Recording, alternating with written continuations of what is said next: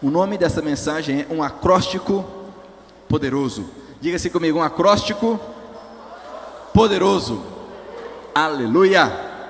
Bom, amados, vamos lembrar o tempo da escola, né? O que é um acróstico? Acróstico é aquela forma literária onde, então, de uma forma interessante, alguém monta um poema, uma poesia, um texto, utilizando ali, de alguma forma, um padrão, com as primeiras palavras de cada frase. Isso é um acróstico. E eu quero compartilhar contigo aqui o Salmo 119, porque todo ele é um acróstico. Não sei se você percebe, mas é o maior dos salmos. Na verdade, é o maior capítulo da Bíblia. Salmo 119. E é interessante porque, além de ser o maior, ele tem 176 versículos. Ele é todo dedicado à palavra de Deus. Quando nós lemos os salmos, vamos perceber que muitos deles são para louvor do Senhor, para súplica, socorro,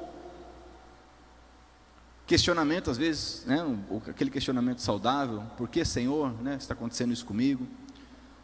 Mas este salmo especificamente, o autor, ele dedicou todo ele à maravilha da palavra de Deus. E de forma tão poderosa, ele usa, veja bem, ele se utiliza de cada letra do alfabeto hebraico. As 22 letras do alfabeto hebraico, então ele monta 22 partes. Esse salmo ele tem 176 versículos, porque são 22 partes, cada uma com 8 versículos. Você percebe o cuidado e o zelo desse salmo, de quem fez esse salmo. São 22 partes, uma para cada letra do alfabeto hebraico, cada uma com 8 versículos. E é interessante porque é um acróstico. Em cada parte dessa, conforme a letra do alfabeto, esses 8 versículos começam com a mesma letra. Você vai na primeira parte que nós lemos aqui, esses 8 versículos começam com a mesma letra. Olha o cuidado. No caso é o Aleph, que é a primeira letra do alfabeto hebraico. E assim, o próximo bloco de 8 versículos, cada versículo começa com a mesma letra. Infelizmente, esse é um detalhe. Todo esse esmero, todo esse cuidado é perdido na tradução para o português e, na verdade, para qualquer língua. Não tem como reproduzir isso.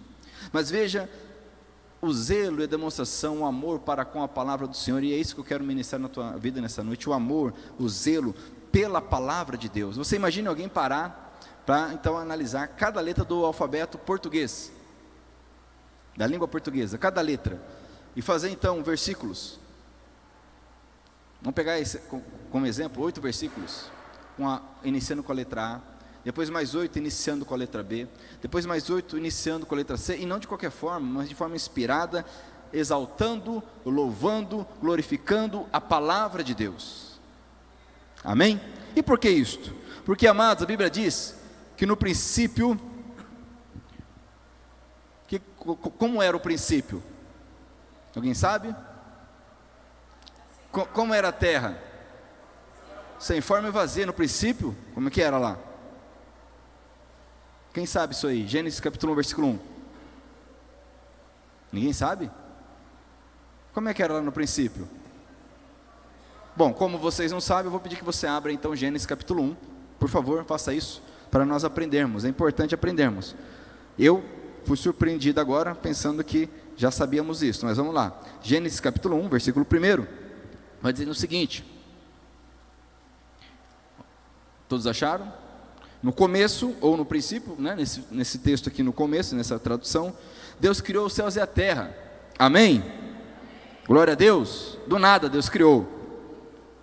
A terra era um vazio, como muitos vivem hoje, um vazio, sem nenhum ser vivente, sem vida, como muitos vivem hoje, sem vida, sem alegria, sem vontade de viver.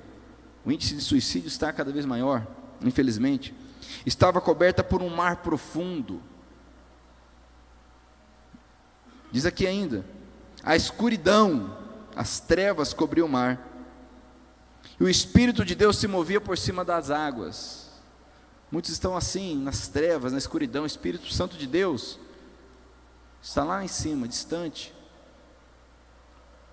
A pessoa abandonou os caminhos do Senhor. Mas de repente, diga assim, de repente, oh aleluia, diga de repente, Glória a Deus. Então disse Deus. O que Deus disse? Haja luz. O que aconteceu? Houve o quê? Oh, glória a Deus, aleluia. Onde havia trevas, haviam trevas, agora existe luz.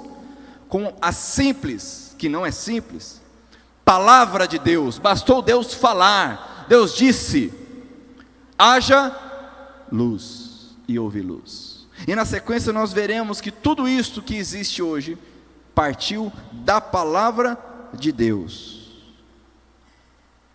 Amém? Glória a Deus. O que nós precisamos então para sair das trevas?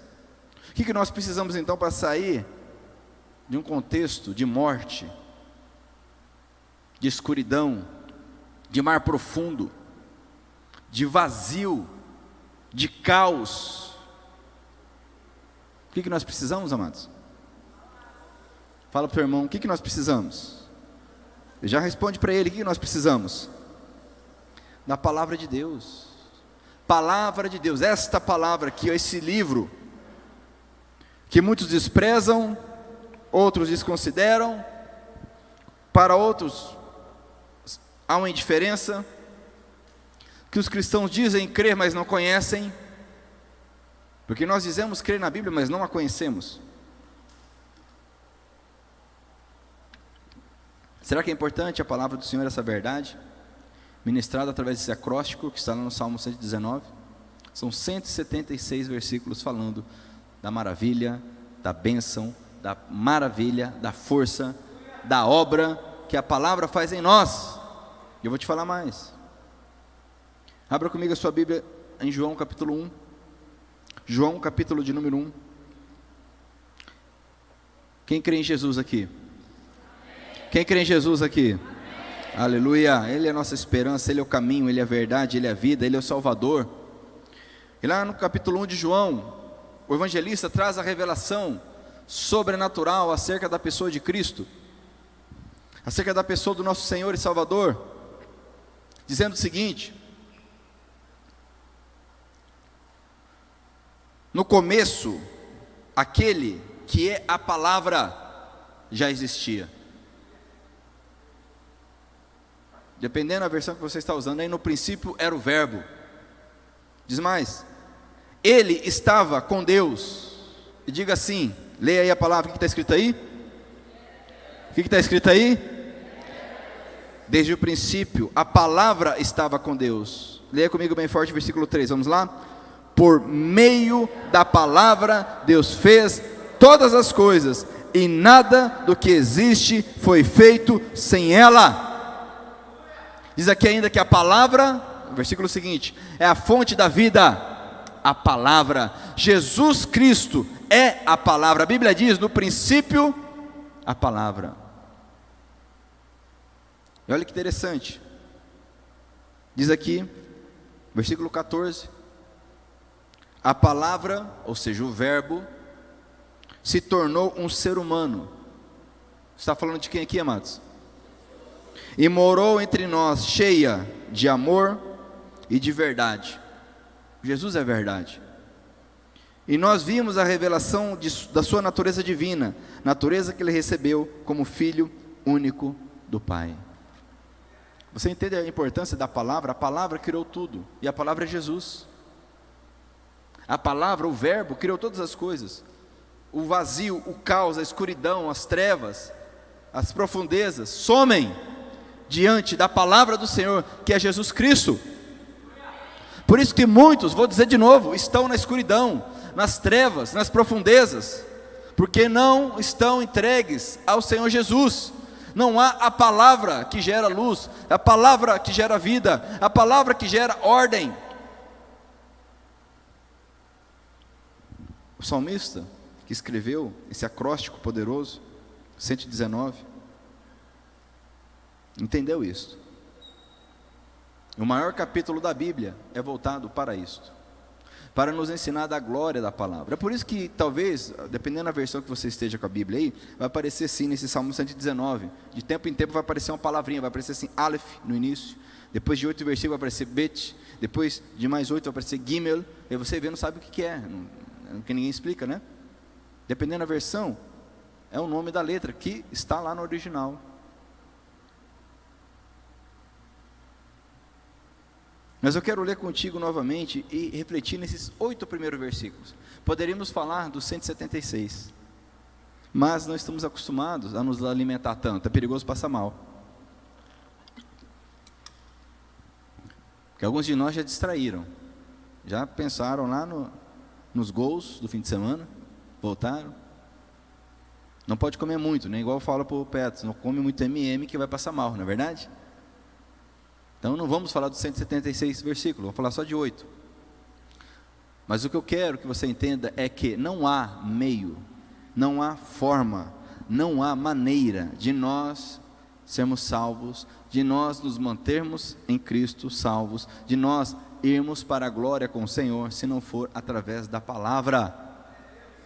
Você já ouviu falar do ladrão bom da cruz? Quem já ouviu falar? Jesus estava crucificado, tinha um ladrão bom do lado, né? Bom, primeiro que ele não era bom, ok? Se ele estava crucificado, não era nada bom. Quem foi crucificado de forma inocente foi Jesus. E tanto é verdade que esse ladrão que não era bom, e você vai encontrar, você lê a Bíblia que você vai ver que não fala lá que ele é bom. Isso aí é a gente que aumenta, né, para deixar o negócio mais bonito, mas ele não era bom. Se fosse bom, não estaria crucificado. A crucificação era algo muito sério. Muito sério.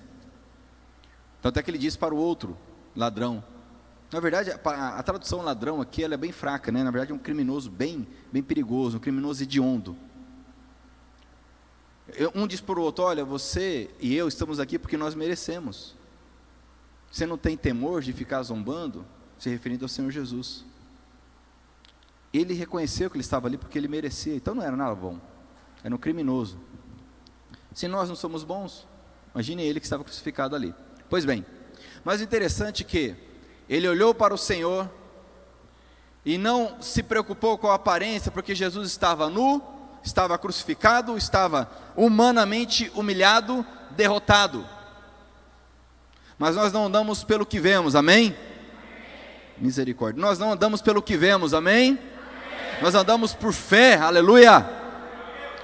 E aquele homem mirou nos instantes finais da sua vida. Ele viu pela fé e falou para aquele homem que todo mundo estava vendo como um fracassado, alguém derrotado, crucificado, na pior das hipóteses, na pior das situações. Ele disse, Senhor, lembra de mim quando estiver no teu reino. E você sabe essa história melhor do que eu. Jesus então faz o quê? O que ele faz? Ele faz o quê? Ele fala. Oh, aleluia! Aquela mesma voz poderosa que disse, haja luz, falou agora para aquele homem, hoje mesmo estarás comigo no paraíso. A mesma voz tirou aquele homem das trevas, das profundezas, do caos, da desordem. A mesma palavra, bastou uma palavra do Senhor Jesus, e aquele homem está no paraíso. Creia na palavra, diga para o teu irmão assim, creia na palavra. Não é à toa, amados, que o Senhor deixou para nós um livro escrito. Agora, como eu disse, nós cristãos desprezamos a palavra do Senhor. O incrédulo, eu não sei dizer se ele despreza ou não, porque se ele não acredita. Agora, eu que acredito, eu não leio, eu não conheço, eu não medito, eu não invisto tempo, eu estou desprezando algo que eu sei que vale. É isso que nós cristãos fazemos. Isso que nós cristãos não podemos fazer mais, amém? Diz o texto aqui, Salmo 119, versículo 1. Felizes, ou bem-aventurados, dependendo da tradução, é que nós nos lembramos lá de Mateus, não é verdade? Das bem-aventuranças, bem-aventurados. Nessa versão aqui também está felizes, quando Jesus fala das bem-aventuranças, a ideia é a mesma. Está trazendo um princípio aqui de felicidade, de alegria, verdadeira alegria. Então, felizes são os que não podem ser acusados de nada. Aí, se eu não entendo a palavra do Senhor, eu já perdi aqui. Porque eu te pergunto, quem é que não pode ser acusado de nada? Quem é que não pode ser acusado de nada? Porque se eu posso ser acusado, então eu não posso ser feliz. Porque aqui está dizendo que, como são felizes, ou felizes são os que não podem ser acusados de nada. Se eu te perguntar se você pode ser acusado de alguma coisa, e aí?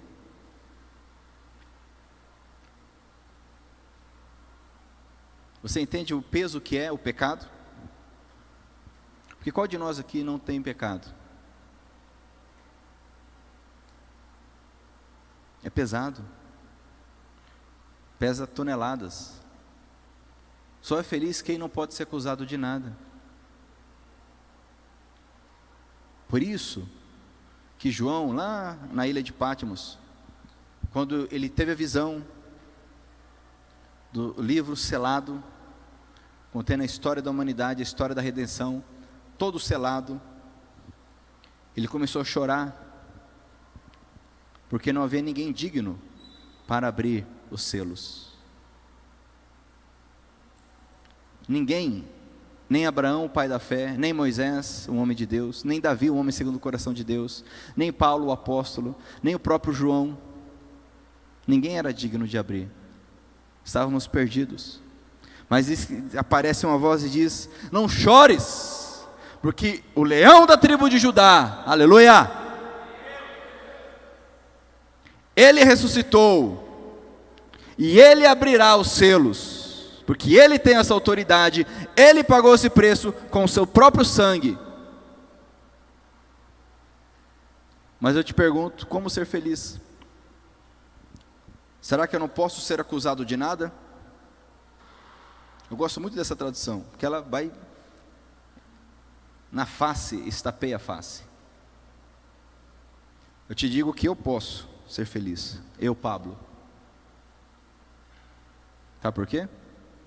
Abra comigo a sua Bíblia em Romanos capítulo 8. Aleluia. Romanos capítulo 8.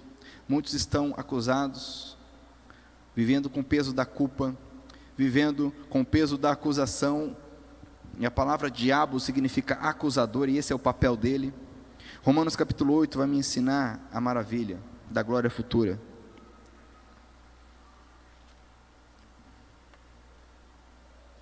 Romanos capítulo 8, quem achou diga amém. Diz assim a partir do versículo 26, olha só que coisa linda. Assim também o Espírito de Deus vem nos ajudar na nossa fraqueza, pois não sabemos como devemos orar, mas o Espírito de Deus, com gemidos que não podem ser explicados por palavras, pede a Deus em nosso favor. E Deus, que vê o que está dentro do coração, sabe qual é o pensamento do Espírito, porque o Espírito pede em favor do povo de Deus, e pede de acordo com a vontade de Deus. Versículo 28, leia comigo por favor. Pois sabemos que todas as coisas trabalham juntas para o bem daqueles que amam a Deus, daqueles a quem Ele chamou, de acordo com o seu plano, aleluia. Porque aqueles que ele já tinham sido escolhidos por Deus, Ele também separou, a fim de se tornarem parecidos com seu Filho. Ele fez isso para que o Filho fosse o primeiro entre muitos irmãos. Assim Deus chamou os que havia separado, não somente os chamou, mas também os aceitou. E não somente os aceitou, mas também repartiu a sua glória com eles. Leia comigo o 31. Diante de tudo isso, ou seja, olha só, diante de tudo isso o quê? Da palavra revelada. Agora, se eu não tenho a palavra revelada, o Espírito Santo fala para mim assim, diante de tudo isso, eu fico, de tudo isso o quê? O que eu não sei? Eu não conheço a palavra. Diante da palavra revelada do Evangelho, do Deus que se fez carne e habitou entre nós, daquele que se despiu da glória, daquele que não tinha pecado e se fez pecado por nós, daquele que levou sobre si as feridas, as dores, a culpa, aquele que lá na cruz foi abatido pelas trevas densas que veio sobre a terra, Aquele que diz: venham a mim, vocês que estão cansados e sobrecarregados, eu vos aliviarei. Se eu não sei essa verdade, mas se eu sei, diz aqui, ó, agora sim, leia comigo 31, diante de tudo isso, o que mais podemos dizer? Se Deus está do nosso lado, quem poderá nos vencer? Ninguém. Pois Ele nem mesmo deixou de entregar o próprio Filho, mas ofereceu a todos nós, por todos nós. Se Ele nos deu o seu Filho, será que não nos dará também todas as coisas? Versículo 33, lê comigo bem forte, vamos lá? Quem acusará aqueles que Deus escolheu? Ninguém, porque o próprio Deus declara que eles não são culpados. Sabe quem declara que eu não sou culpado? Sabe quem declara que você não é culpado se você tem a sua vida entregue nas mãos do Senhor, se você se arrepende dos seus pecados? Sabe quem declara? É Deus. Felizes são aqueles que não podem ser acusados de nada, aleluia! Porque Deus diz que eu não posso ser acusado, porque Ele pagou o preço por mim, e eu me entreguei a Ele, e eu me arrependo dos meus pecados, e Ele é fiel para perdoar os pecados, diz a palavra do Senhor. Não há culpa, não há peso, não há soberba, não há medo. Se eu confesso os meus pecados, a Bíblia diz, Deus é fiel e poderoso para perdoar os pecados. Amém? Aleluia! Entende isso? Quem acusará? Porque o próprio Deus declara que eles não são culpados. Será que alguém poderá condená-los? Ninguém, pois foi Cristo. Entenda a dinâmica, meu irmão, entenda a dinâmica, minha irmã, pois foi Cristo Jesus quem morreu, ou melhor, quem foi ressuscitado, está à direita de Deus, e Ele pede a Deus em favor de nós. Quem pode nos separar do amor de Cristo, diz aqui? Nada, nada, nada.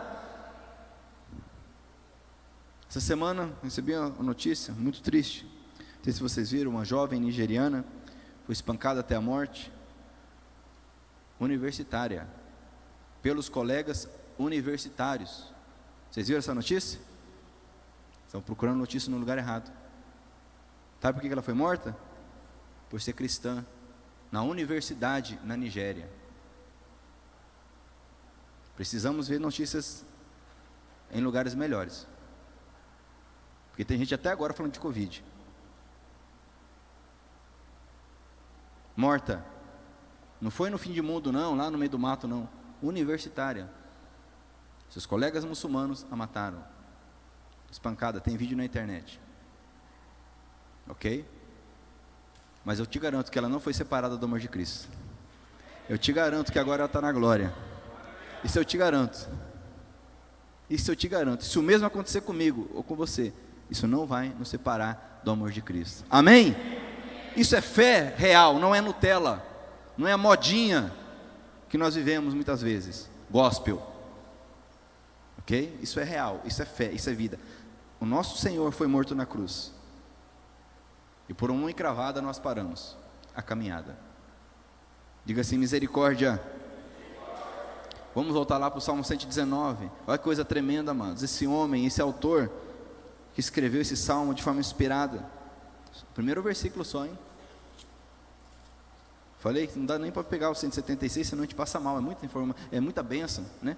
É muita bênção, o estômago espiritual vai explodir.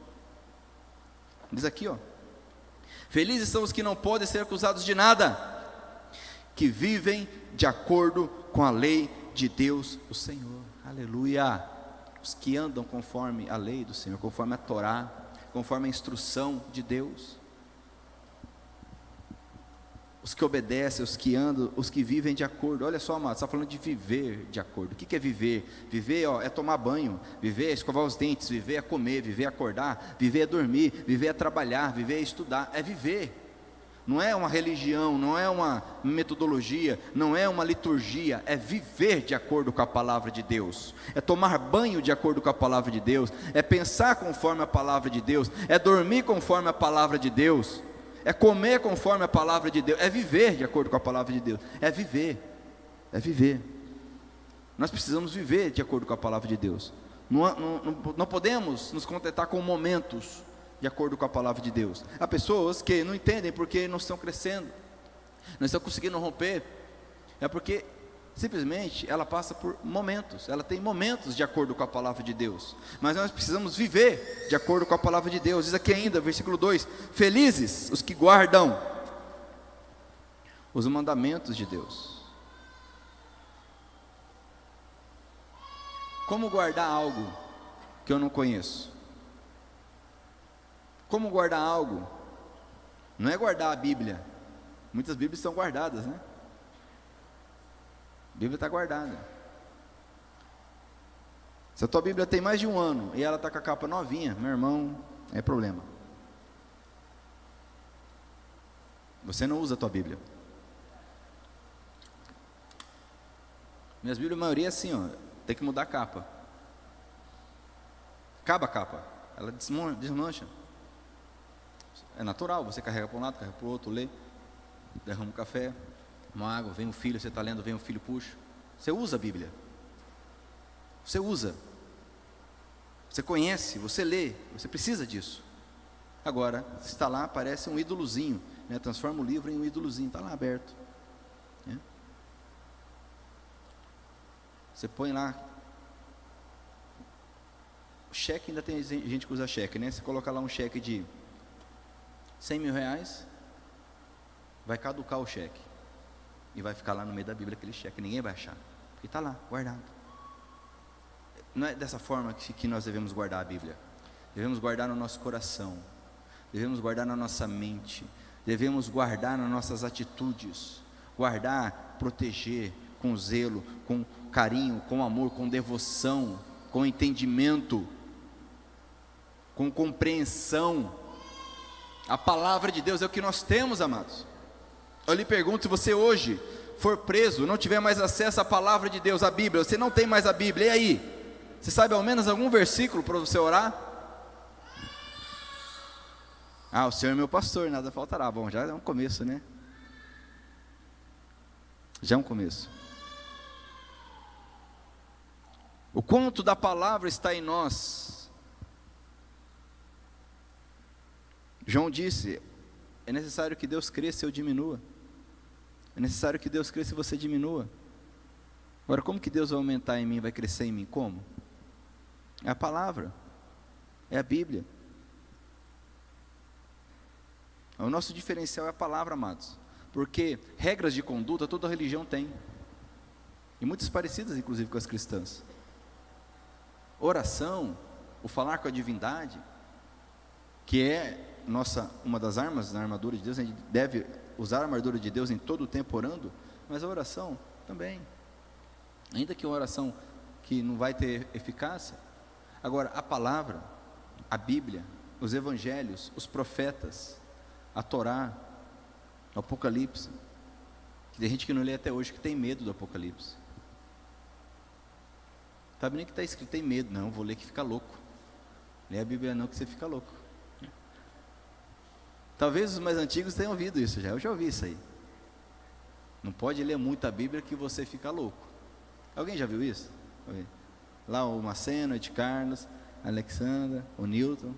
Não pode ler muito não, lê um salmo ali, né? Tá bom, um salminho ali, tá bom para mim também. Não começa a ficar louco, ler muito a Bíblia. Olha a mentira de Satanás. A Bíblia é instrução, a Bíblia é sabedoria, a Bíblia é luz, a Bíblia é verdade. Diz aqui ainda, versículo 2: felizes os que guardam os mandamentos de Deus e lhe obedecem de todo o coração. Todo, completude, integridade, todo o coração. Não é uma parte, não é uma etapa, não é uma fração da minha vida, é todo o meu coração, toda a minha vida. A Bíblia diz: de tudo que se deve guardar, guarda o coração. De tudo que se deve guardar, guarda o coração, porque é dele que procedem as fontes da vida. De todo o coração obedece. 3. Felizes os que não praticam mal, os que andam nos caminhos de Deus, ou no caminho de Deus. Qual que é o caminho de Deus, amados? Quem sabe? Oi? Alguém sabe qual é o caminho aí? Amém? Você crê que Jesus é o caminho? Certeza disso?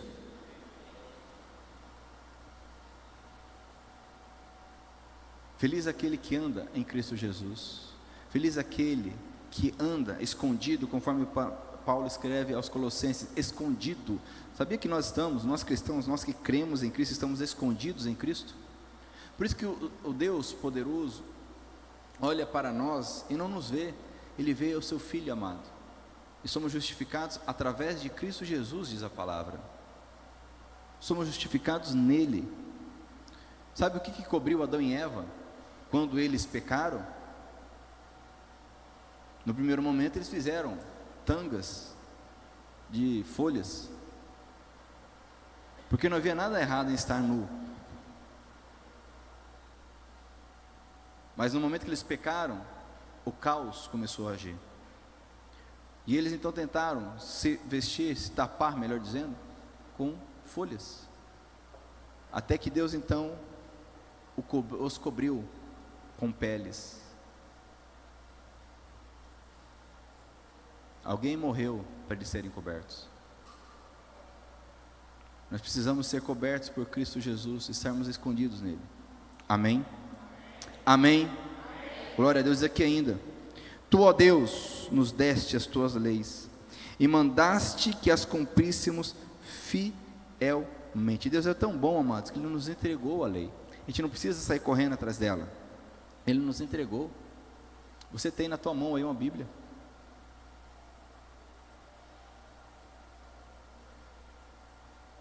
Deus nos trouxe a sua lei. Lá, imagina, estamos falando de milhares de anos, lá no Oriente Médio, um povo diferente, uma cultura diferente, uma língua diferente, e aqui em Nova Andradina, chegou para você a palavra de Deus. Aí no teu celular você tem a palavra de Deus. Deus nos deu seus mandamentos. Agora, quando eu estiver diante de Deus, qual o argumento que eu vou utilizar para dizer a Ele que eu não conhecia, que eu não tinha, que eu não obedecia? Qual o argumento que usaremos? Tem um que é clássico. Qual que é? Oi? Tempo. Clássico. Não tinha tempo, Senhor. Mentiroso, afasta-te de mim, porque nós temos tempo. Com certeza. O que nós não fazemos é administrar e priorizar, mas tempo nós temos. Deixar de comer para ler a Bíblia. Ah, mas isso é loucura, é fanatismo. Será? A gente deixa de comer para trabalhar? Ou não? Então, como assim? Nós temos tempo. A Bíblia diz lá em Marcos que Jesus e seus apóstolos não tinham tempo de comer, porque as pessoas vinham até ele para serem ministradas. Ora, é lógico que eu não acredito que alguém aqui precise chegar nesse extremo todos os dias. Se nós administrarmos o nosso tempo, se nós priorizarmos, nós temos tempo de ler a palavra de Deus. Você não precisa ser um teólogo, você não precisa ler a Bíblia de capa a capa todo mês, todo ano. Você precisa ler, meditar, se alimentar com a palavra de Deus. Amém? Eu não canso de dizer isso aqui, até entrar na mente e no coração de todos nós. Jesus foi ao deserto e foi tentado. Jesus foi tentado. Ser tentado não é pecado. Estávamos hoje pela manhã no curso de homens, poder do potencial. Você é homem, já te convido no próximo semestre para fazer um de nossos cursos, poder do potencial, e ele falando sobre isso, que ser tentado não é pecado. Jesus foi tentado no deserto. Pecado é cair na tentação. Mas o fato é que Jesus foi tentado no deserto e veio o próprio Satanás tentá-lo. Ele veio pessoalmente porque ele sabia quem estava ali, o Senhor Todo-Poderoso. E você sabe, melhor do que eu, essa passagem bíblica. Satanás então diz: olha, você está com fome depois de 40 dias, transforma em pão, come, transforma essas pedras em pão. O que Jesus fez? Mandou um raio sobre Satanás. Foi isso que Jesus fez? O que Jesus fez? Deu um grito: está amarrado. Foi isso que Jesus fez? O que Jesus fez? uma campanha de oração. Foi isso que Jesus fez? O que Jesus fez? Ele disse: está escrito. Nem só de pão viverá um homem. Não vou nem te perguntar onde está escrito isso. Depois Satanás, persistente, talvez daí que o brasileiro seja persistente, mas ele persistente, disse: olha, vamos fazer o seguinte, vamos resolver a situação aqui de forma bem rápida. Eu vou te mostrar todos os reinos da terra, todos eles são meus. E ele não estava mentindo, isso é verdade. Porque Deus deu autoridade ao homem lá no jardim para dominar todo o planeta. E o homem pecou e entregou para Satanás. Por isso que esse mundo jaz no maligno, diz a palavra. Mas antes, Satanás levou ele para um lugar muito alto e falou: você pula daqui, porque está escrito. Olha Satanás usando a Bíblia. Satanás disse para ele: olha, está escrito, você vai pular, vai cair, os anjos vão te segurar e nada vai te acontecer. Eu não vou nem perguntar onde está escrito isso. Fica a dica que normalmente as pessoas ficam com o salmo aberto nesse capítulo. Qual que é? Normalmente as pessoas deixam o salmo aberto? 91, né? Que coincidência, meu Deus. Olha. Aí chega, arrepiou, pastor, né? Aí Jesus falou o que para ele? Xingou ele, falou: mentiroso, seu Beelzebul chifrudo, sai daqui. Foi isso que Jesus fez? O que Jesus fez? Está escrito. O que está escrito? Não tentarás Senhor teu Deus. Não vou nem perguntar onde está escrito isso. Aí sim, Satanás apresenta todos os reinos. Só vamos resolver isso aqui. Você se prostra, só uma prostradinha, só uma, não precisa muito não, só faz assim que já está bom, e eu te entrego tudo. O que Jesus falou? O que ele fez? O que ele falou? O que Jesus falou? Vocês estão aí? Amém? O que Jesus falou? O que ele falou, amados? Está escrito. Fala para quem está perto de você, fala assim: ele disse, está escrito. Agora eu te pergunto, se Satanás te tentar agora, você tem condições de falar para ele: está escrito alguma coisa? Será que nós temos a espada do Espírito, conforme diz lá em Efésios capítulo 6? Porque a espada, a Bíblia diz que a palavra, a Bíblia é a espada do Espírito. Será que nós sabemos manuseá-la?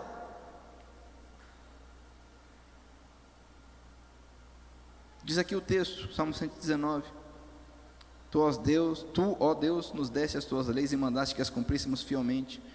Que acróstico poderoso! Como desejo obedecer as tuas ordens e cumpri-las com fidelidade. Olha que coisa, amados. Será que há em nós desejo? Diga assim: desejo. Será que há em nós desejo de obedecer as tuas ordens e cumpri-las com fidelidade? Amados, algo que precisamos entender é que enquanto nós estivermos nesse mundo, nós estaremos em luta com nós mesmos. O problema é que a gente fica lutando com o cônjuge, a gente fica lutando com o patrão, fica lutando com os empregados, fica lutando com o presidente, fica lutando com os colegas, com os irmãos, e esquece de lutar conosco mesmos. Enquanto nós estivermos aqui, nós vamos lutar conosco. Nós somos o problema. Nosso maior problema somos nós mesmos.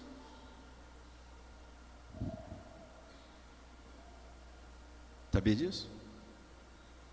Eu preciso buscar a palavra de Deus, desejar obedecê-la. Paulo escreveu, você percebe, Paulo se expressando, dizendo: olha, aquilo que eu não quero eu faço. Aquilo que eu não quero eu faço. Mas ele era um homem que conhecia a graça de Deus, clamava misericórdia, clamava perdão e permanecia na presença de Deus. Ele diz: ah, miserável homem que eu sou, porque aquilo que eu não quero eu faço. Quantas vezes você fez nessa semana o que você sabe que não pode fazer e você fez? Você não queria fazer e você fez. Miserável homem que sou. Paulo escreveu. Essa luta é constante, não é eterna, porque um dia o Senhor vai transformar, um dia o Senhor nos transformará, amém? Desse corpo, em um corpo glorioso, aleluia. Mas ele escreve: eu desejo obedecer às tuas ordens e cumpri-las com fidelidade. Eu acho fantástico que ele diz aqui, ó: se eu der atenção a todos os teus mandamentos. O que está escrito aí? Como que a gente passa vergonha, né? Como nós passamos vergonha. Se nós dessemos ouvido, dessemos atenção à palavra de Deus, quantos problemas, quantas desilusões, quanta vergonha seria economizada, seria evitada. Mas nós continuamos dia após dia passando vergonha, porque nós não damos atenção à palavra de Deus. Nós não lemos, não meditamos, não refletimos, não conhecemos, não usamos a espada do Espírito. Deus deu uma espada. Deus deu uma espada para lutarmos. Nós temos uma luta contra espíritos malignos, temos uma luta contra nós mesmos. Deus nos dá uma espada e nós colocamos no armário, no baú, porque a vida está corrida e vai continuar corrida, nunca vai parar, vai continuar corrida a vida, não se iluda, vai aposentar e a vida vai continuar corrida, porque isso tem que partir de nós, não é de fora, é de nós. Diga para o teu irmão, diga assim: isso tem que partir de nós. Não passarei vergonha. Grifa bem isso aí. Se eu der atenção a todos os teus mandamentos, não passarei vergonha. Não precisa ser perfeito, ninguém é perfeito, mas só de não passar vergonha já ajuda bastante, né?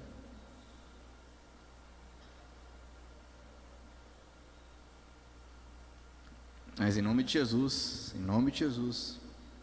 vamos viver de glória em glória, de fé em fé. Estamos vivendo de glória em glória, de fé em fé, conforme a palavra, conforme a luz que é a palavra do Senhor. Amém? Olha o que ele diz aqui ainda, versículo 7: com o coração sincero eu te louvarei. Olha só, leia comigo por favor. À medida, olha só, à medida que for aprendendo os seus justos ensinamentos. Amados, Deus, Ele conhece a nossa estrutura.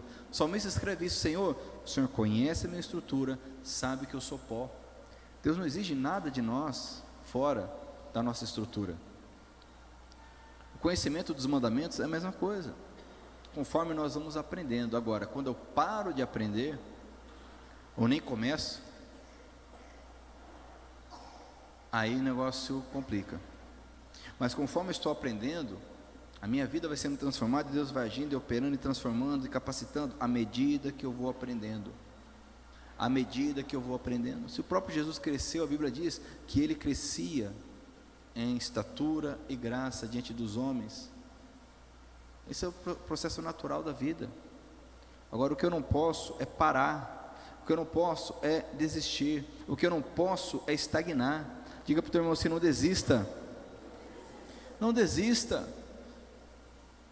E sabe, você começou o projeto de leitura bíblica, você começou, lá em dezembro fez todos os planos e tal, vou ler a Bíblia, o ano de 2022, todo dia e tal.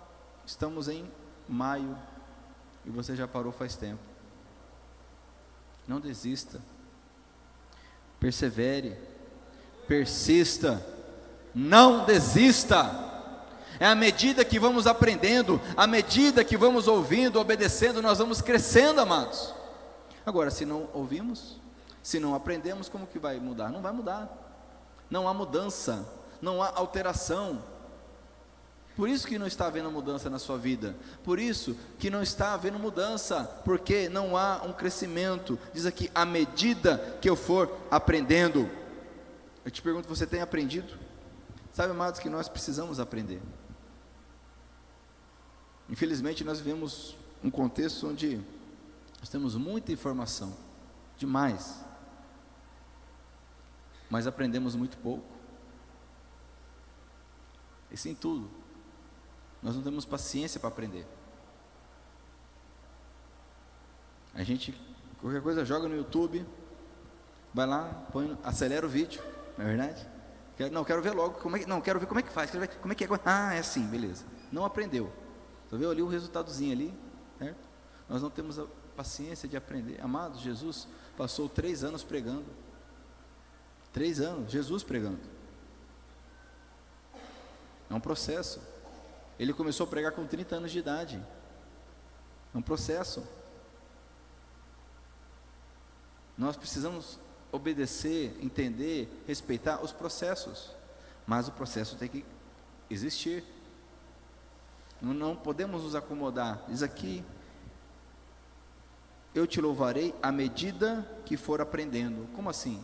Quanto mais eu aprendo de Deus, mais eu me entrego, mais eu louvo, mais eu adoro, menos eu murmuro, menos eu questiono, menos eu sou incrédulo. Eu te louvarei, veja bem, atenção, eu te louvarei à medida que for aprendendo. Sabe por que nós não conseguimos louvar? Nós temos dificuldade de ficar 2 horas num templo ouvindo a palavra, ou louvando, ou cantando. A gente tem dificuldade de ouvir o pessoal cantar 3, 4 músicas, já começa a dar, né? Ele começa a agoniar, já estou derrubando aqui. Começa já a ficar agoniado e bocejar e sentar e, meu Deus do céu, não vai acabar, mais uma música, meu Deus, achei que ia acabar, mais uma, meu Deus do céu, só canta, só canta, só canta. Sabe por quê? Primeiro que a música aqui não é para você ouvir, tá, amados? Você faz isso, vou te orientar aqui, tá? Você não pode vir aqui para ouvir música, tá? Senão você realmente vai se frustrar. Nós viemos aqui para adorar a Deus. Amém? Então, se você ficar aí realmente 45 minutos de boca fechada, olhando para o Marcelo, eu não aguento ficar 45 minutos olhando para o Marcelo. Vai me desculpar. A Alexandra com fé, eu acho que consegue. Eu não consigo. Mas é isso que você faz. Quem aguenta?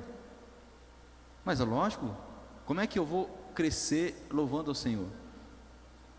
Por que eu murmuro, questiono? Amados, a pessoa está 45 minutos aqui no meio do louvor e da adoração, está murmurando. Eu louvarei à medida que for aprendendo. Você tem aprendido? Você tem crescido em aprendizado? Aprender não é fácil, aprender dá trabalho, aprender cansa. Fica 2 horas sentado lendo, cansa. Fica 2 horas ouvindo para aprender e anotando, cansa. Dá trabalho, mas tem sua recompensa. É muito melhor do que viver ignorante. Muito melhor do que viver repetindo os mesmos erros, ano após ano, dia após dia, semana após semana, o mesmo sofrimento, a mesma angústia, a mesma murmuração, a mesma dor. Aí eu te pergunto, você quer sair do lugar ou não quer? Diz aqui: com o coração sincero te louvarei à medida que for aprendendo os teus justos ensinamentos. Amados, quem que era Pedro? Apóstolo Pedro. Jesus falava, entrava aqui e saía aqui. Jesus falava: Pedro, você vai me negar? Não, Jesus, que isso? Vou negar? Nunca que eu vou negar, imagina. Dali a pouco estava: não conheço, nunca ouvi falar. Pedro não aprendeu na primeira, amados, nem na segunda e nem na terceira. Pedro falou para Jesus, lá está escrito em Mateus 16, Jesus falou: quem falam que sou eu? Pedro falou: tu és o Filho de Deus, o Salvador do mundo. Aleluia. Jesus falou: foi o Espírito Santo que te revelou, Pedro. No versículo seguinte, Jesus começa a falar: então, só que é o seguinte, eu vou ter que morrer, eu vou para Jerusalém, você entrega na mão dos pecadores, vão zombar de mim, vão me matar, mas eu vou ressuscitar. O que Pedro faz? Chama Jesus de canto, fala: não, Senhor, não vai acontecer isso não, o Senhor está errado, misericórdia, está amarrado isso aí. O que Jesus faz? Arreda, aparta Satanás. O mesmo Pedro estava no processo de aprendizagem. Ninguém aprende de primeira, amados, mas nós precisamos aprender. Pedro aprendeu, Pedro cresceu, Pedro se tornou apóstolo, Pedro escreveu as cartas. Agora imagina se Pedro tivesse continuado no mesmo erro, no mesmo equívoco. Assim somos nós. ficamos 1 ano, 2, 3, 4, 5, 6 anos no mesmo equívoco. Para encerrar, versículo 8: obedecerei às tuas leis, peço-te que não me abandones nunca. Sabe, amados, que isso é um condicionante, isso é uma condição, e ele sabia disso. Para nós estarmos sempre em Deus e com Deus, existe uma condição, e o salmista sabia disso. Um homem instruído na palavra, uma pessoa instruída na palavra. Quem sabe, foi uma mulher que escreveu, ele falou no homem, nem vai saber se foi uma mulher que escreveu, ninguém sabe.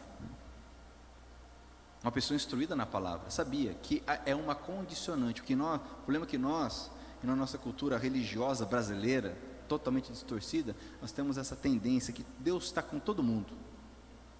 Deus é paz, Deus está com todo mundo, Deus é pai de todos.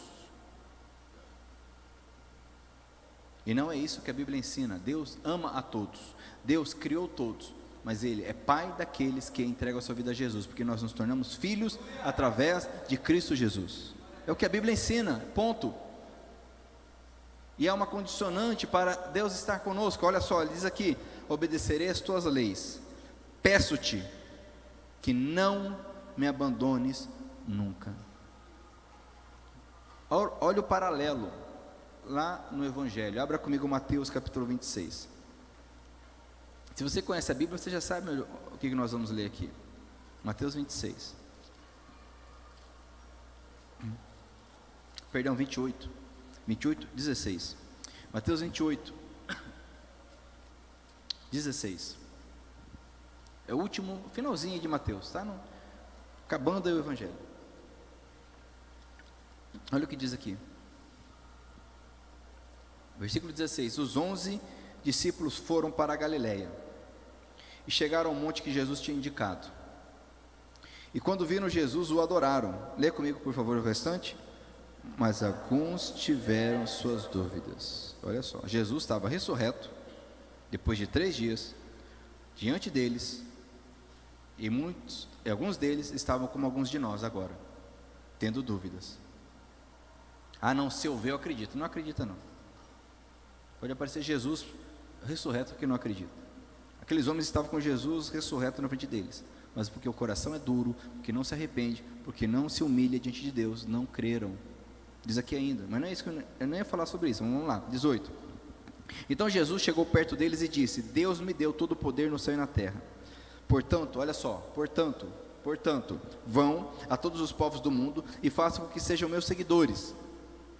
É uma ordem, nós precisamos fazer com que as pessoas se tornem seguidores de Jesus.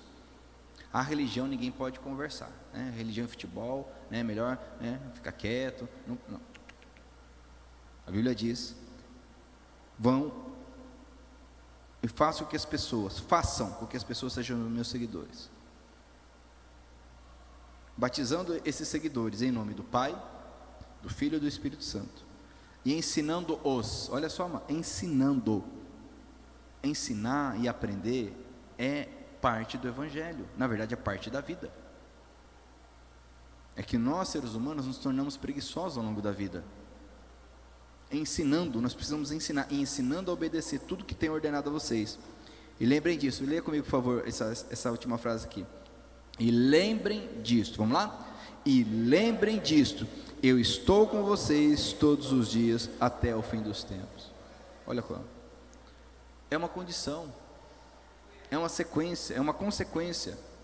Para que Jesus esteja conosco todos os dias, é preciso então andar com Ele, fazer seguidores, ensinar, viver Jesus, e Ele estará conosco todos os dias.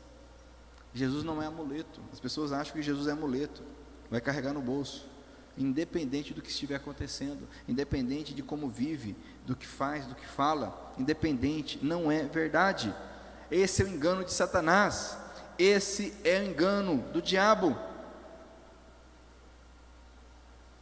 Para encerrar, vamos ler de novo lá o versículo 8 do 119, encerrando esse primeiro bloco desse acróstico. Teríamos mais 21 blocos, mas não vou apelar, né, de Carlos?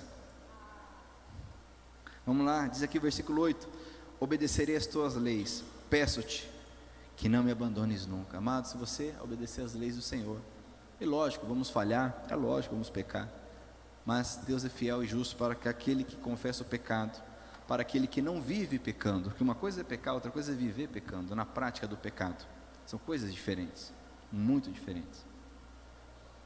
Se você confessar o teu pecado, você será perdoado e Deus te purificará e você será justificado e ninguém poderá te acusar de nada, porque o próprio Deus não deixará, não permitirá. Ele vai te defender. Agora, quem vive na prática do pecado, amados, ele nem sabe, nem se preocupa, nem entende a necessidade de pedir perdão de alguma coisa, porque é normal, é a vida, é o comum. Na verdade, é até ofensa falar em pecado.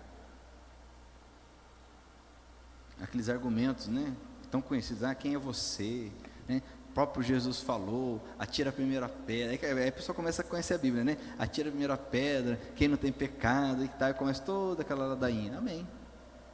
Cada um. Mas em nome de Jesus, que cada um de nós, que eu, que você, cada um de nós aqui, viva, ame a palavra de Deus. Amém? Meu irmão, é um desafio para você, é um desafio para mim. Leia a Bíblia. Isso não é chavão. Leia a Bíblia. Leia a palavra do Senhor. Saia da zona de conforto. Saia da zona de conforto. Leia a Bíblia, porque nós vamos prestar contas a Deus. Simples assim. E não tem argumento. Eu quero orar contigo nessa noite, com base nessa palavra. Se você quiser se colocar em pé para orar comigo, apenas se você desejar fazê-lo.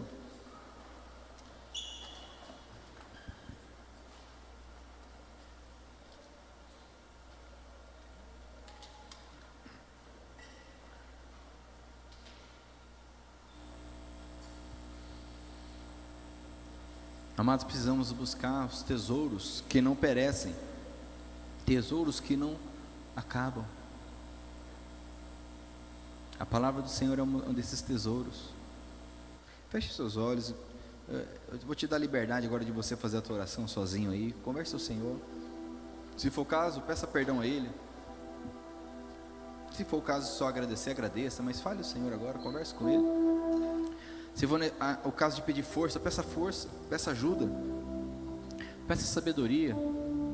Pai, em nome de Jesus eu oro, nós oramos, ó Pai, gratos pela oportunidade, mais uma oportunidade que o Senhor me dá, mais uma oportunidade que o Senhor nos dá, mais uma oportunidade, Senhor.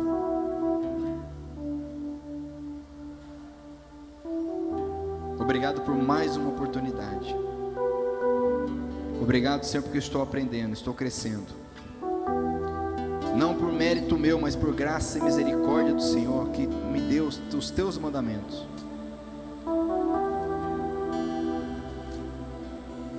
O Senhor revelou a nós.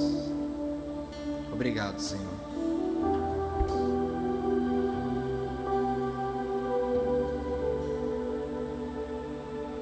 Tu és santo, Tu és fiel, Tu és maravilhoso, Jesus. Tu és o Rei da Glória. Tu és o meu Deus, Tu és o nosso Deus. Toda glória, toda honra, todo louvor pertence a Ti, Senhor. Tua palavra é maravilhosa, Tua palavra é luz, a Tua palavra traz ordem, a Tua palavra gera vida, gera paz, gera alegria. A Tua palavra, Senhor, dá sabedoria, dá o discernimento. A Tua palavra livra do mal. A Tua palavra destrói as armadilhas, as mentiras na minha mente, no meu coração. A Tua palavra cura as feridas, as minhas feridas na alma. A Tua palavra, Senhor, ela é poderosa para fazer muito mais do que eu posso imaginar, compreender. Com a Tua palavra o Senhor criou todas as coisas. Com a Tua palavra, Senhor, Satanás teve que sair, teve que bater em retirada. Bastou a palavra do Senhor. Perdoa-nos, Senhor, porque muitas vezes nós não sabemos a Tua palavra, nós não valorizamos a Tua palavra, nós não buscamos a Tua palavra, nós não vivemos a Tua palavra. Perdoa-nos, Senhor, porque tantas outras coisas têm estado à frente. São coisas que têm valor, são necessárias, muitas delas, mas não são mais importantes do que a palavra. Perdoa-nos, Senhor, porque perdemos tempo precioso. Alguns dizem que tempo é dinheiro. Não é verdade. Tempo não é dinheiro, tempo é vida. Tempo é algo muito mais precioso do que dinheiro. O dinheiro perdido pode ser recuperado, a vida, o tempo que passou, passou. Aquele segundo, aquele minuto, aquela semana, aquele ano passou, nunca mais vai voltar. Tempo é vida, tempo é precioso. E nós perdemos tempo. Nós não investimos tempo na palavra, na oração. Acabamos de ler, Senhor, na tua palavra, testemunhar o esmero, o cuidado do salmista ao descrever com tanto zelo a tua verdade, de forma tão cuidadosa. Esse acróstico tão poderoso, Senhor, que tem poder para transformar minha vida, a nossa vida. Perdoa-me, Senhor, porque eu ouço tantas opiniões, eu busco tantas informações, tanto conhecimento, mas não na tua palavra,